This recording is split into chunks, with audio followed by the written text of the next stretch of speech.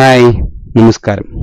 ഇന്നത്തെ വീഡിയോയിൽ നമ്മൾ നോക്കാൻ പോകുന്നത് മൈക്രോസോഫ്റ്റ് വേർഡിൽ നമ്മുടെ ഡോക്യുമെന്റിൽ ഏതെങ്കിലും പാരഗ്രാഫിന് ശേഷം ലൈൻ ആവശ്യമാണെങ്കിൽ അത് വളരെ എളുപ്പത്തിൽ ഈസിയായി എങ്ങനെ വരക്കാമെന്നുള്ളതാണ്.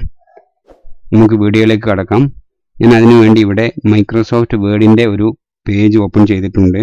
അതിൽ ഒരു പാരഗ്രാഫ് ക്രിയേറ്റ് ചെയ്യണം. ഞാൻ പാരഗ്രാഫ് ക്രിയേറ്റ് ചെയ്യുന്നു.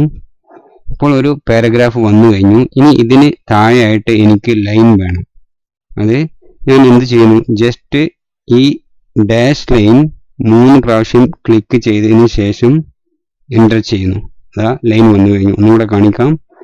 ഡാഷ് ലൈൻ 1, 2, 3 എന്ന് ടൈപ്പ് ചെയ്തതിന് ശേഷം ജസ്റ്റ് എൻ്റർ ക്ലിക്ക് ചെയ്താൽ ഇതുപോലെ ലൈൻ വരുന്നതായിരിക്കും. അപ്പോൾ അത്രയേ ഉള്ളൂ ഇന്നത്തെ വീഡിയോ. ഇന്നത്തെ വീഡിയോയിൽ പറഞ്ഞ കാര്യം നിങ്ങൾക്ക് എല്ലാവർക്കും മനസ്സിലായിട്ടുണ്ടാകും എന്ന് വിചാരിക്കുന്നു. വീഡിയോ ഇഷ്ടപ്പെട്ടുവെങ്കിൽ ലൈക്ക് ചെയ്യുക, ഷെയർ ചെയ്യുക, നിങ്ങളുടെ അഭിപ്രായങ്ങൾ കമൻസിൽ രേഖപ്പെടുത്തുക. എല്ലാവർക്കും നന്ദി.